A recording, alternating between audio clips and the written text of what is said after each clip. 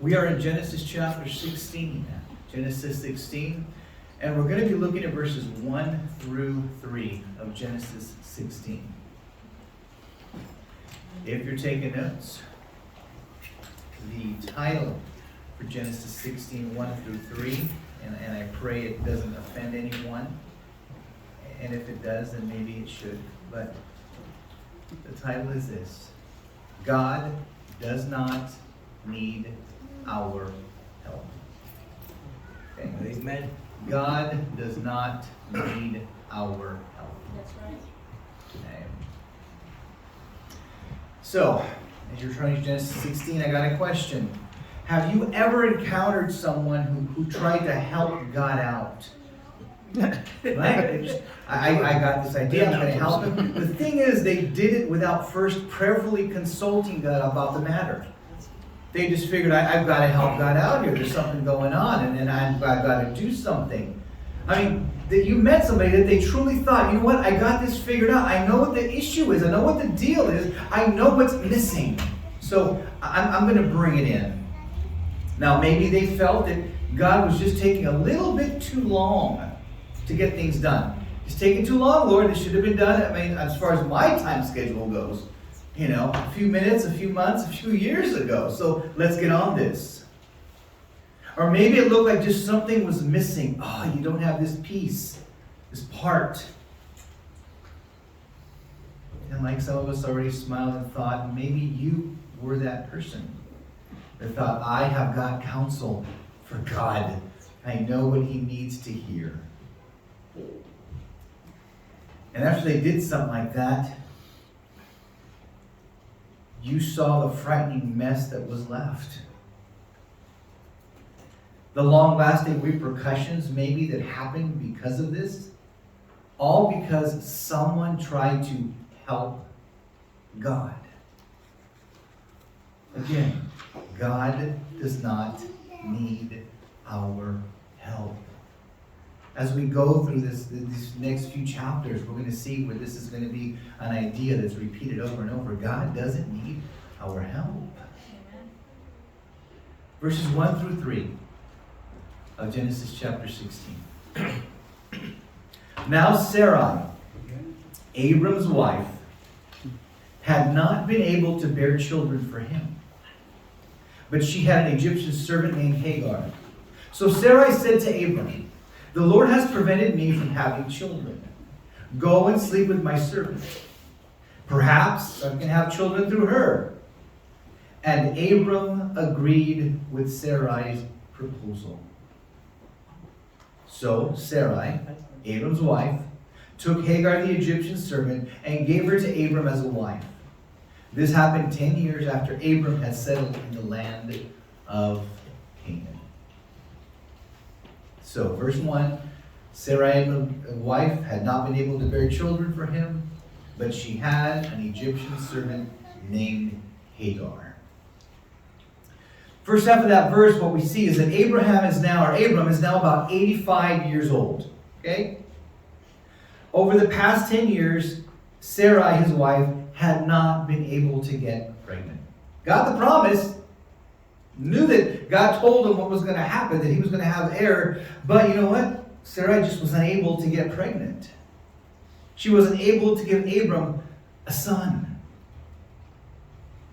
Now, apparently, by knowing the promise of God that was made to Abram, I don't know, maybe Sarai was thinking, I don't want to be the reason that Abram would not have his promised heir. I don't want to get in the way of that. I feel like I'm the one that's the problem here. He doesn't have a son, and it's my fault. That was mistake number one. And I say that because thinking that you or I can thwart God's perfect plan, you can't. Okay? God's plans are going to happen the way he wants them to happen. So don't put so much pressure on yourself. Oh, it's my fault. No, it's not. It's been 10 years. God knew what was going on. Okay? Now, second half of verse 1. It says, but she had an Egyptian servant named Hagar. So in the second half of the verse, if you ever read plays and the way they write them out, Enter stage left. Enter Hagar. Or as Sarai might have called her, enter plan B. Mistake number 2. God does not need a plan B. God's plans are perfect. Okay? So, don't think that you messed up God's plan, or that you're able to, and don't think that God needs a plan B, because he doesn't. Christian, you, me, and everyone else needs to understand something, and that's that you and I are just as powerless to thwart God's plans as we are impotent when it comes to bringing his plans to fruition by our own power or through our own best efforts. You can't keep him from doing what he wants, and you can't make it happen through your own efforts.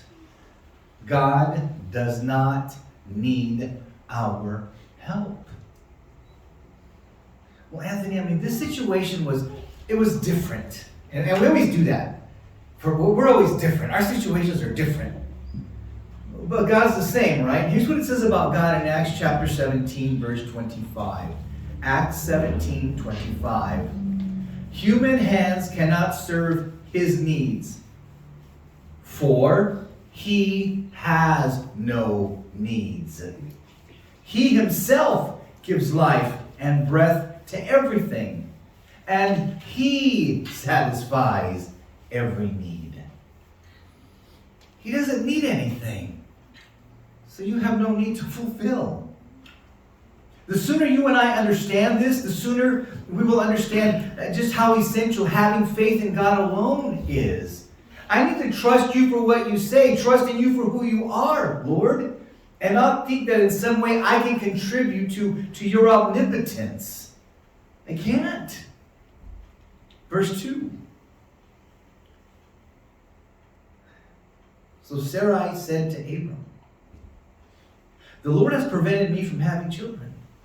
Go and sleep with my servant. Perhaps I can have children through her." And Abram agreed with Sarai's proposal. It's real easy to read that verse like yesterday's news. Just read over it and think nothing of it. But I imagine that this conversation was a painful conversation for Sarai to start to have with Abram. Okay. Again, in my imagination, I can see them sitting down talking, and she looks at him and he looks at her, and he knows something's up, but he's not sure what. And finally, she just kind of goes, "You can I talk to you? Talk to you? And he says, "Sure, yeah." And he keeps eating the bread, right, whatever they're doing. He just, yeah. She says, "My husband, I know God is sovereign. So I know it's God who's keeping me from getting pregnant. But Abe, I also know that God promised you an heir, and lineage like the stars in the sky. But my husband, I'm unable to give you even a single child." Now, the next part of that conversation, I think it must have crushed her. She goes on and basically says, "Abram, look, I know it's been 10 long years, and I just can't get pregnant. But Abe, I have this young Egyptian servant. Perhaps," and that's the word. She's literally saying maybe. Maybe I can have children through her as my surrogate.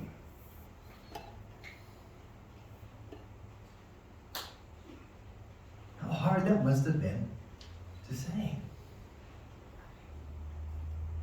What gets me here is that we see no prayer from either one of them about this. Nothing. There's no divine revelation to either one of them that they should do this. So really there was no valid reason for a person of faith to take this action. None. But here's what gets me. Abram's response. And guys, we do this. His response was, in essence, this. Well, honey, if it's fine with you, it's fine with me. Huh? Yeah, well, okay, cool with you, cool with me. That response must have crushed her heart. Now, I say this because of the way it's written. What's implied in the way it's written is it's like Sarah was hoping to hear something other than that from the lips of her husband. Where she would say, I haven't been able to get pregnant. I know it's been 10 years, but I do have a servant, an Egyptian servant named Hagar. And maybe through her, you can have this, I can have it through her in a sense. And I think what she's looking to hear, maybe would have wanted to hear, would have been something along the lines of, absolutely not, Sarai. You're my wife. I would never agree to such a thing. I love you. Don't be silly. Pass the pita bread. No, we're not going to do that. I'm not going to do that. No. But we saw earlier how much she loved him when she said, yeah, I'm your sister. She would do anything for him. So here she says, look, I don't want to get in the way. I don't want to stumble or block what God has said he's going to do. So take my servant girl. And he goes, sure. Now, men of God, our wives truly are blessings to us. They are. And oftentimes, God uses them to give us wonderful, godly counsel. I know that's true in my life. There's times when I'm just not thinking straight or not really understanding something, and Tina just has this word, and I'm like, that was deep. All right. She just speaks into our lives. Our wives are used that way by God. I'm grateful for that. With that understood, though, guys, ultimately, remember this. You are the one that God has ordained and commissioned to be the leader of your family. Not your wife. You. You're the one who's going to have to answer for your decisions, not her, you. Okay? You can't pull well, it's the woman you gave me, Lord. He's like, no. You're the man. You're going to have to answer. So what I'm saying, guys, is do not simply go along just to get along. Okay? A lot of us do that. I don't want to do the argument. You want to do that? Fine. It's not okay. You're there to lead. Okay? To lead them the way God wants the family, the home, the marriage, the relationship to go.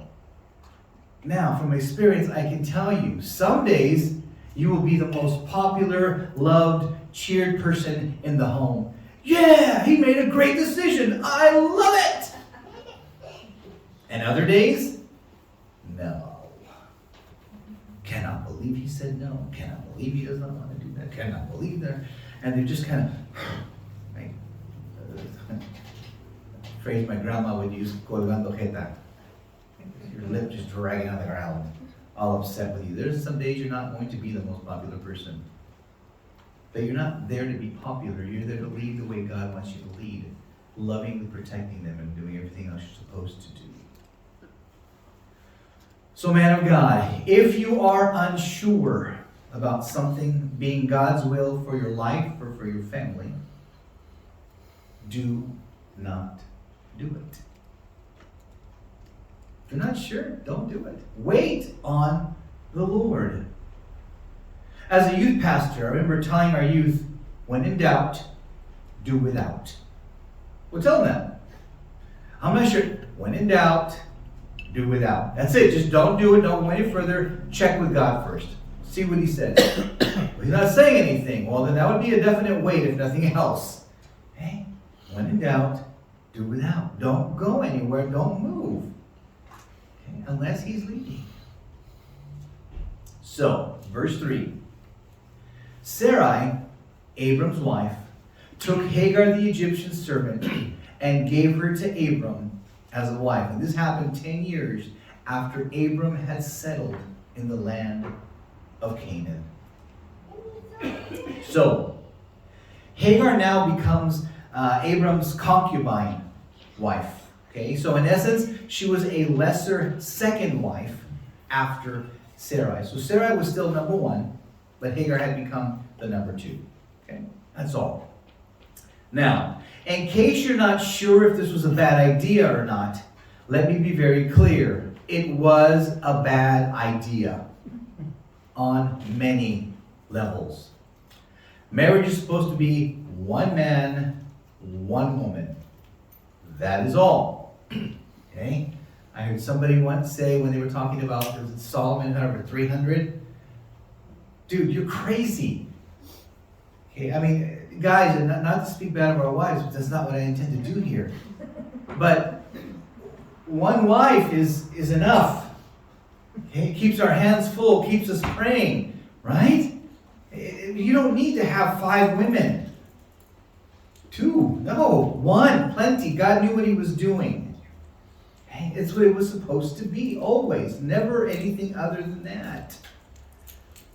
So here's something that we can look at as far as why it was a bad idea. First, Sarai already knew that God was sovereign and that God had complete control over whether she was going to get pregnant or not. She knew this already. She mentioned it back in verse 2. The Lord prevented me from having children. There was no doubt about what was going on or why it was going on. I'm not pregnant because God doesn't want me to be pregnant right now. That was it. That's all it was. She knew this. But instead of trusting God to bless her womb with a child, she concocted some wild, harebrained, godless, prayerless plan to try and help God out. I'm going to give him my servant. This should work. Folks, God does not need our help. To this day, we are seeing the repercussions of the child that will be born. Okay, Ishmael, we'll see that. Second, from the beginning, from Genesis 1, God ordained marriage to be between one man, one woman. That was it for life. Okay? In spite of that fact, in that time, it was customary, I guess, that if the wife was unable to conceive, that she could direct her husband to take a concubine wife to produce offspring in her place. In that time, it was okay. You know what? I can't have children. And in that time, it was a bad thing for her. They were like, okay, there must be sin. There was a punishment. There was judgment. For some reason, you couldn't have children. That's how it was looked upon then. So to help with that, they made this allowance that you could have a concubine, and she could be with your husband, and the children that she had would be like if they were from you. Okay? And the whole process for that was just a whole process. I'll just leave it at that. Now, this truly should not have been an option for Abram. This should not have been something that he was going to consider to do. Okay? In this instance, what we have is nothing more than a prayerless, godless human solution to a problem. That's all it was. Again, no reference to them praying, no reference to them seeking God, no reference to having some divine revelation or some voice in the thunder or some, nothing like that happened.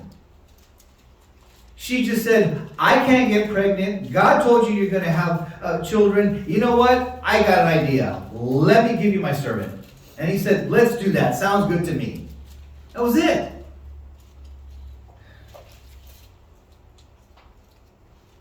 I think it's important that we're reminded of this, especially as Christians. When things seem to be the most improbable and even look impossible to us, it is then that you and I need to stop heeding the faithless human counsel and quit applying worthless, godless, worldly wisdom to spiritual matters. And that's what we do a lot of times. We take something from outside, Dr. Phil said, or Oprah mentioned, or whoever brought up, and we go, it must be right for us. No. Not at all. There's absolutely no way that this plan was God's plan and God's solution to their situation. It wasn't. It wasn't. How many times have we been in something? I don't know. Again, starting out as a youth pastor and a youth leader, and then you meet these kids that are like, I need to marry someone. Okay. And the next thing you know, they're out there trying to date every guy or every girl that walks in the church. I said, what are you doing? Well, one of them's got to be right. No. You wait on the Lord. Remember the whole story with Adam in the garden with Eve? The Lord brought her to him. Hey, ladies, you should be chasing the guy. And young man, you should be waiting for the Lord to bring her to you. Okay. Young lady, he should have a job. That's a whole nother, we'll stop. But that's okay. He's got to be able to take care of you. Or we do the missionary thing we're talking about. That's a good looking unsaved guy over there. Or unsaved girl over there. I'm going to chase them down. I'm gonna hunt them for Jesus. Yeah? Oh yeah. And I'll change them. From experience, I will tell you, you probably will not be successful in that endeavor. I cannot tell you how many young people I have counseled after the fact. And she said, I don't know what happened. He was so nice, and then we got married, and then he became this different person. He didn't know Jesus. What did you expect?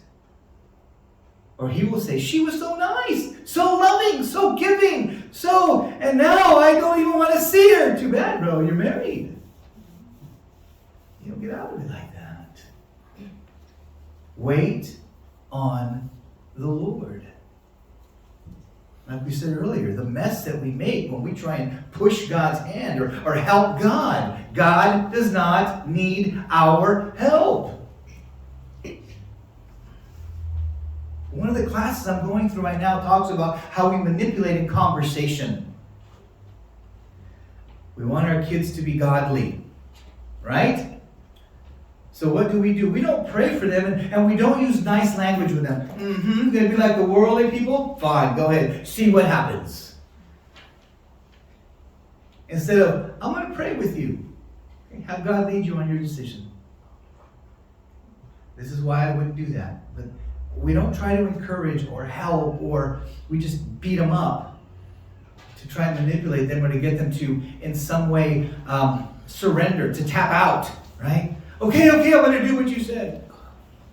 Well, not supposed to work. We're trying to force God's will upon them when they're not willing to receive it.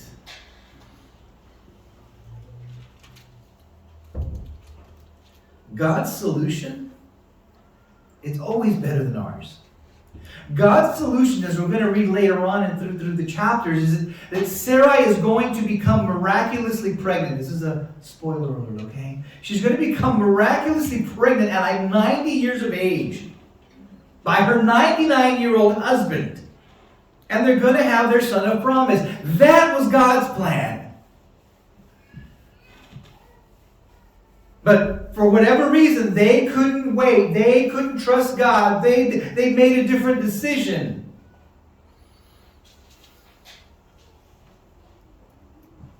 God always perfectly fulfills His promises. And He does it in amazing ways. And He does it with impeccable timing.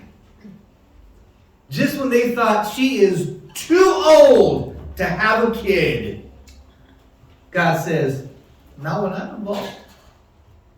Huh? That's what was going on here. But they just didn't wait. Again, God does not need our help. Okay? Doesn't. Third, of God, men of God, you are supposed to be, you are called to be, you were created to be the provider, the protector, the pastor, and the priest of your family. That's your role. You're going to have to answer to God for those positions in your home. Young lady, that's who this man needs to be in your home. Provider, protector, pastor, and priest in your home. Not you, him. Well, he'll get it. No. Make sure he's already got it. Okay. As provider, you're responsible before God to provide for your family's material needs. That's your responsibility, man. You need to work. You need to provide for your family. I'm not saying your wife can't work or shouldn't work. I am not saying that. I'm just saying you need to man up, step up, and you need to work. You need to provide for your home. That's what I'm saying.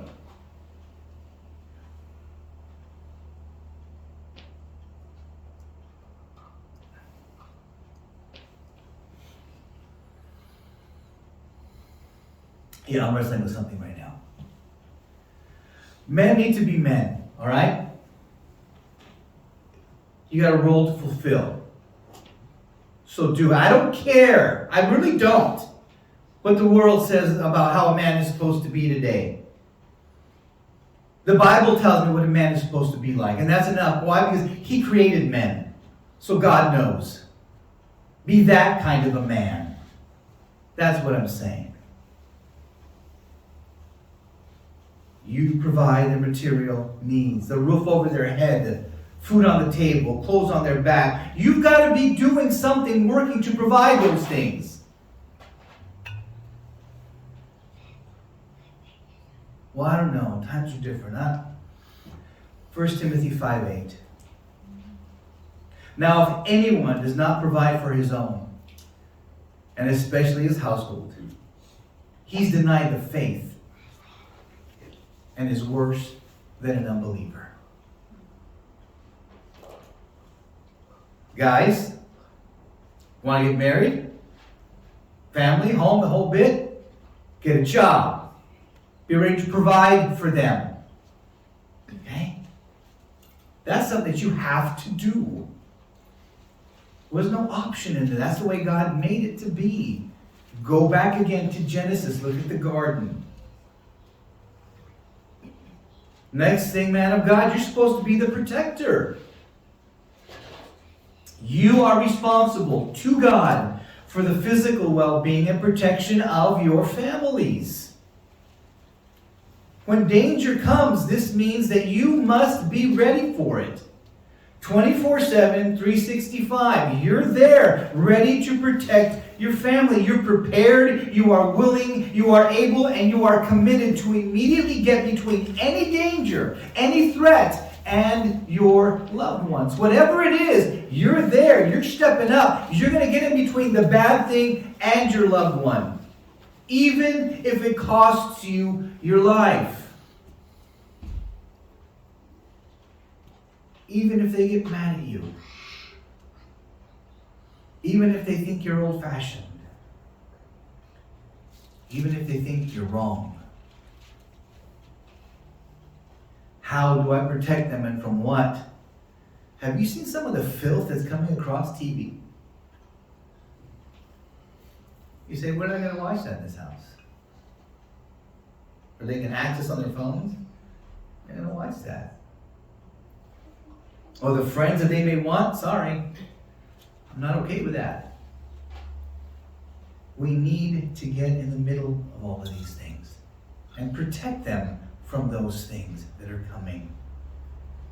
And it's not always easy. But we need to be there to tell them, to protect them from those things. Now, with this human trafficking, what they will do for these young ladies is that these individuals, and it's normally men, they will find these young ladies who have issues with maybe their self-esteem.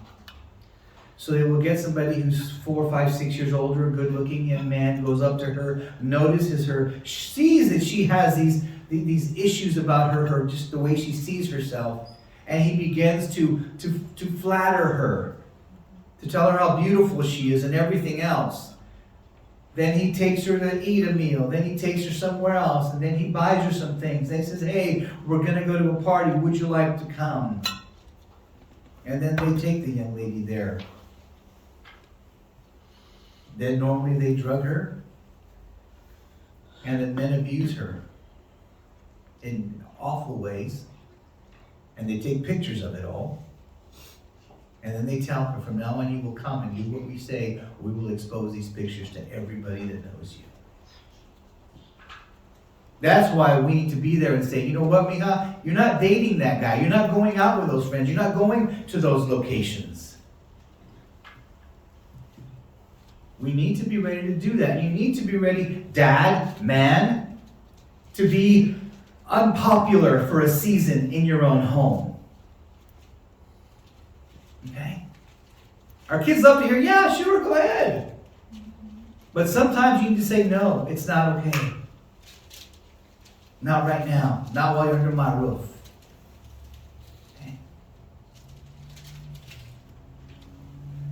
John 10:11 says, "I am the good shepherd. The good shepherd sacrifices his life for the sheep."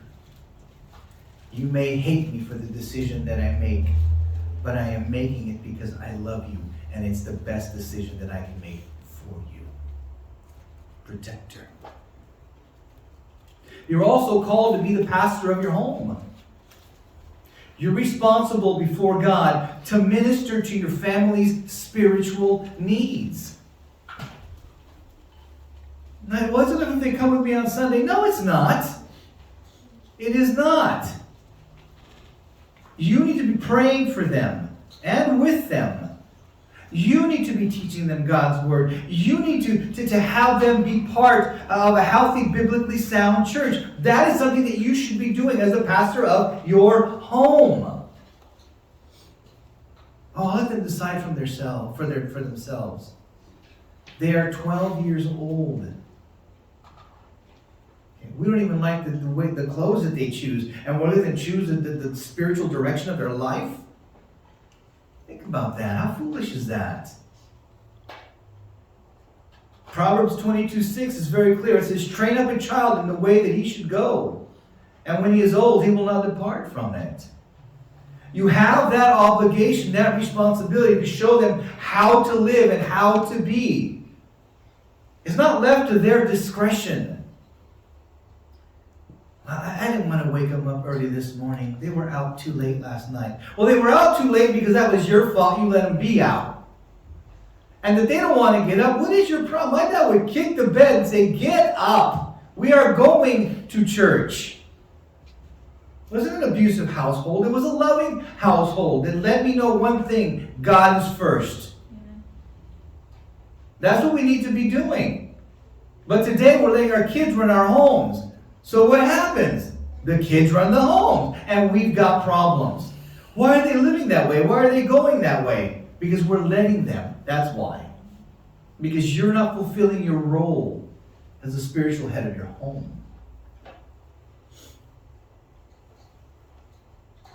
I remember my dad sitting down with me and my brother and going over these verses in Deuteronomy chapter 11.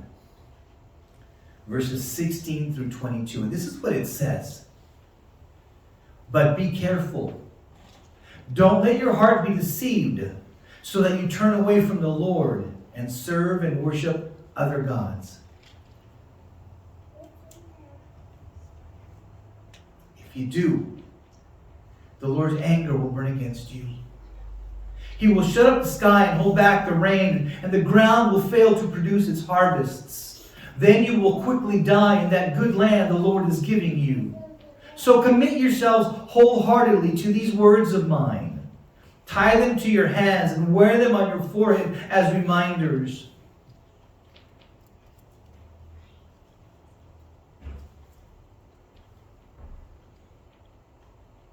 We were at the table when he went over this with us. And how he told us, look, don't go to these other things, my sons. Don't do that. This will anger God. You do not want God mad at you. This is just the way he broke it down that has stayed with me to this day.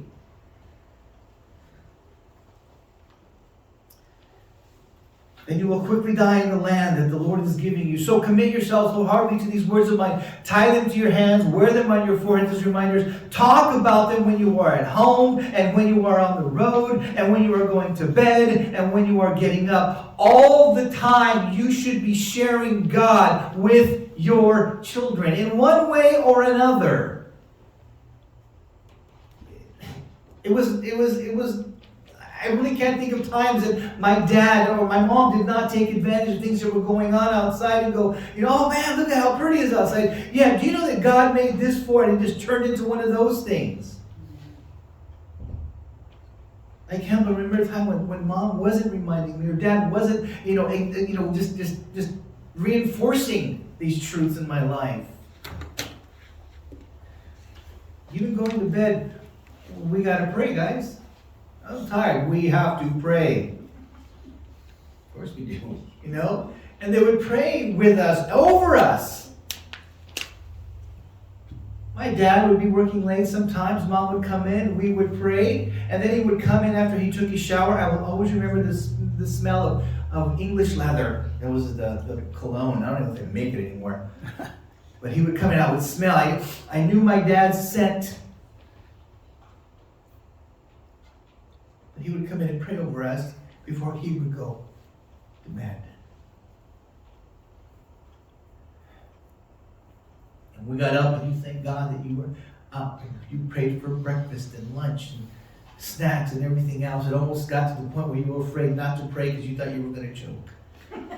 You just knew. You thank God for what you have,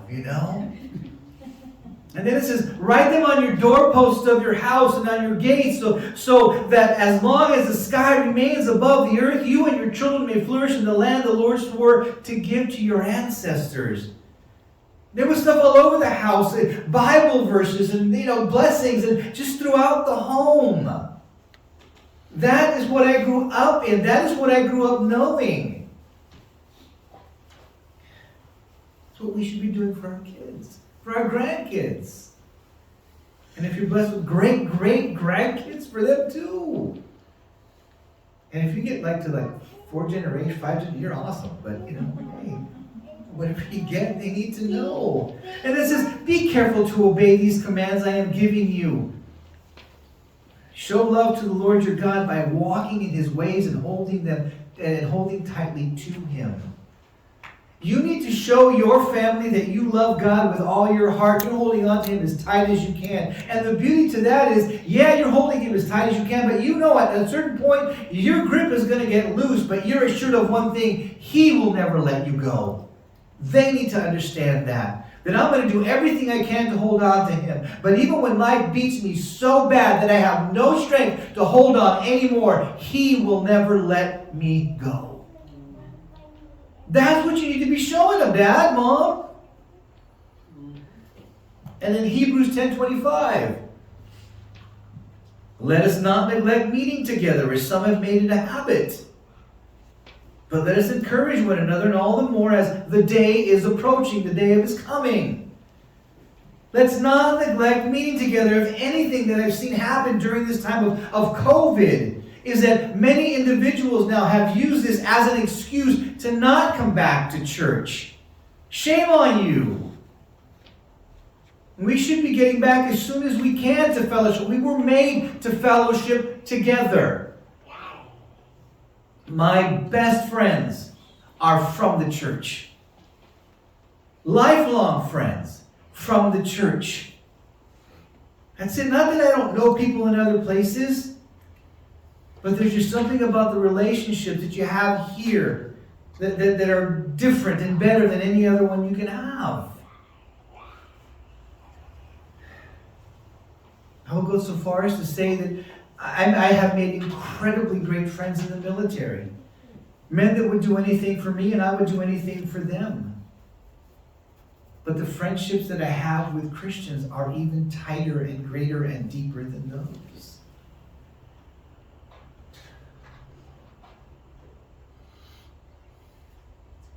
You need to be taking your kids to church. They need to be fellowshipping. They need to get the strength and the encouragement from others around them. They need to see the examples of other Christians, of other Christian men and women. It's important. And I say that because from my own experience as a little boy growing up and seeing this one lady that you've heard me maybe mention in Manachui, she was tiny. She could have been Yoda's grandma. She's just little. She awesome lady. This lady could pray, just explode the heavens. Tiny, but powerful, man. And she would just pray. And I remember the first time my mom told me, she says, Mijo, I heard in Manachui speaking in tongues. Like, what? Yeah, this lady did not speak a lick of English.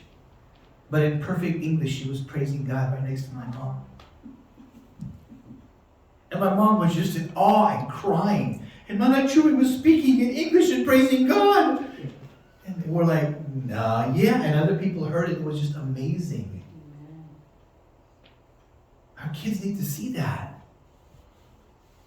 I remember being in church and watching somebody who could not speak being prayed for. And they began to speak. It was crazy. We're like, no way, I know her. She don't talk at all. And she did. To this day, still does. And the marriages that you've seen that were falling apart, I saw as a boy, God put back together. Your children need to see these things and not just hear about them. They need to see them and be part of them. Sitting next to some 80-year-old guy, my grandpa, Mano Ochoa, and then some other guy was next to me, and then they would start to pray. You hear these old men praying, holding your hands. As a little boy of 6, 7, 8. Right? And then the same old guy sitting down next to you, having dinner, making fun of somebody else across the table because it was like a family. We need those things. Our families need those things. You need to have your family plugged into a fellowship. And you need to be the priest of your home. You need to daily intercede for them before the Lord. You need to be daily praying for your kids. And not these little cheap, worthless, nothing prayers. Oh God, help my kids. I mean, if that's all you got and that's from your heart, great.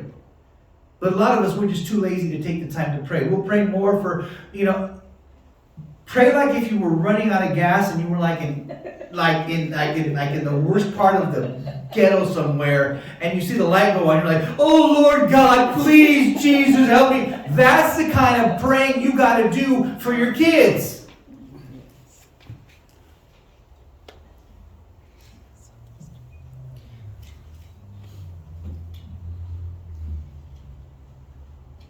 Man, I sat with somebody not too long ago, and it just blew me away. I didn't know what to say or how to pray really at the moment. When they said, "Hey, there's a married couple, and this is going on, and that is going on," and they're explaining different things, and it's just, I'm like, "What do you mean this is happening and that just happened?" And this, they're like, "Yeah, Anthony," and it seems like those 20-somethings are getting hit hard. I'm like, that's not something that we have to worry about. Well, it is now for them. Wow. I remember talking with somebody else saying, I remember my 20s. Maybe vaguely, but I remember them. And this issue of infidelity or homosexuality or other things, you know about it. But it wasn't the accepted thing and everybody was doing it, so it's fine. But that's what they're facing today, right now. Huh? We need to be praying for them so they can discern what is right and wrong. And interceding for them and saying, God, you need to open their eyes. You need to protect them. You need to watch over them. You need to put the right people in their lives. Because I can't. I want to get you and shake you and say, listen, this is why it's wrong and this is why you can't do it. But unless God changes their heart, opens their eyes to the truth, they're not going to accept it. You need to be praying like that. Their soul depends on it. Their eternal destiny depends on it. That's how we should be praying.